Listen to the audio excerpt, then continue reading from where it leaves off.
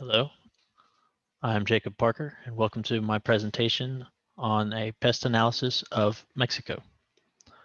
Uh, when it comes to Mexico and its political, economic, sociocultural, and technological aspects, there are both positives and negatives for all four aspects, which creates a risk versus reward decision to be made.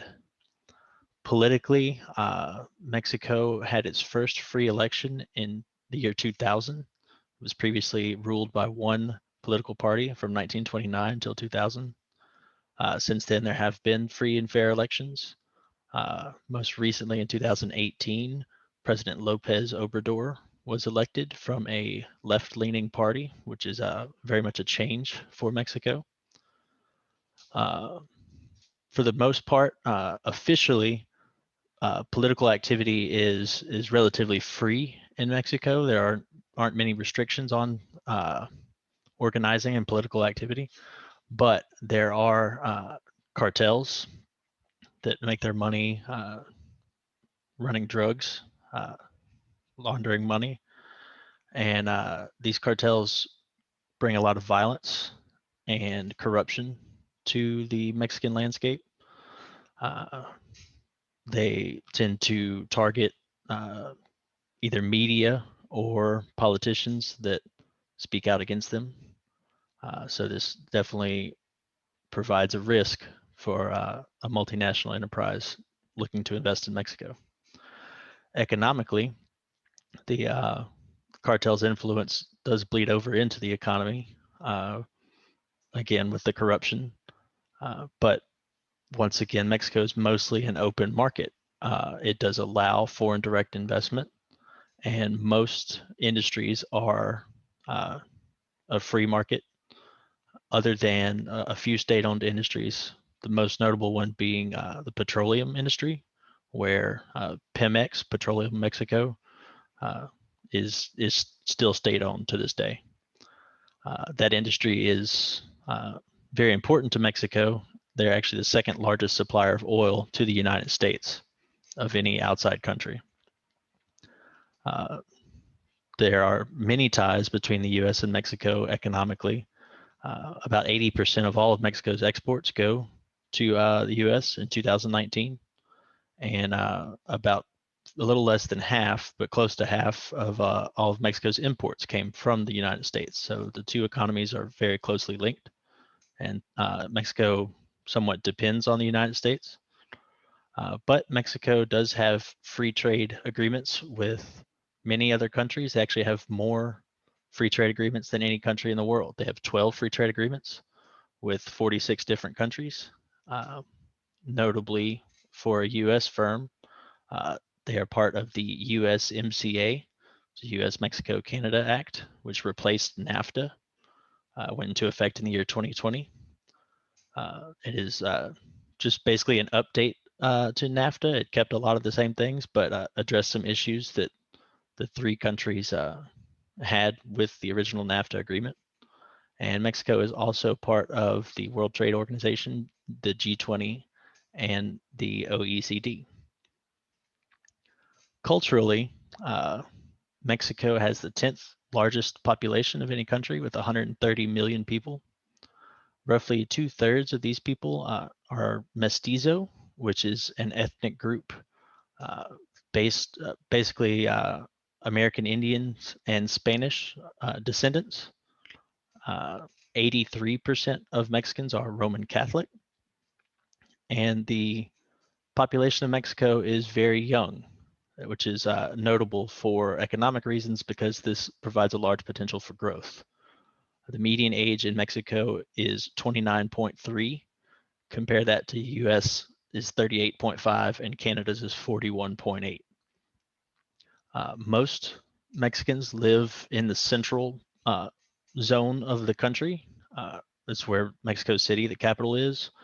And the city itself has a population of 22 million. So out of the 130 million in the country, 22 million live in Mexico City, with a lot more in the surrounding areas. This makes it a very good industrial hub of Mexico, where most of the well-educated and wealthy individuals are going to live. In the southern part of Mexico is where most of the indigenous population is. It's very rural without much in the ways of technology. And in the northern part of Mexico is kind of the agricultural hub with most of the lush lands that are good ripe for agriculture. And a lot of large landowners have a lot of the power in the northern part of Mexico and kind of make up an agricultural elite. Technologically, Mexico was behind the rest of the world for a long time, but I believe is slowly or quickly catching up to the rest of the world. In 2013, there was a Telecommunications Reform Act that granted a constitutional right to internet access to all Mexicans. And as a result of that, just 6 years later, in 2019, there were more than 80 million users of the internet. More than 70% of Mexico's population over 6 accesses the internet, and 92% of those do it via smartphone. As far as the businesses in Mexico with regards to technology, Dell Technologies does a digital transformation index study every 2 years and ranks businesses all over the world in 5 different categories, from laggards to followers to evaluators, adopters, and leaders, with of course leaders being the most technologically advanced. As of the most recent study in 2020, 52% of Mexico's businesses are considered adopters, which is the second most advanced category that Dell Technologies has in this index. That may not sound like a lot, but in 2016, there were only 18% of Mexican businesses in the adopters category. There were actually more in the followers category, the second to last, in 2016 than a slight majority were evaluators right in the middle in 2018. And as of this most recent one, over 50% of Mexican businesses are considered digital adopters. So that brings us to our investment decision as a multinational enterprise looking to invest in Mexico. We do have to weigh the high risk of cartels, the violence, their influence on the political landscape, the corruption that is rampant, not just because of the cartels, but just because that's how the government officials have been in Mexico for many years. This could lead to a need for grease payments, which are allowed under the Foreign Corrupt Practices Act, as long as they are simply for speeding up a process and not to influence a decision of like whether or not a contract will be received.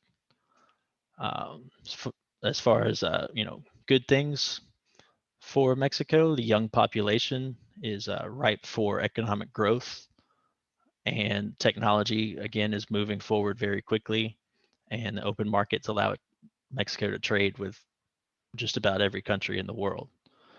So, in my opinion, it is worth investing in Mexico, but there is the need to be cautious because there's a lot of risk. So, I suggest a small scale entry, which will help to limit losses at the sacrifice, of course, of maybe some first mover advantages.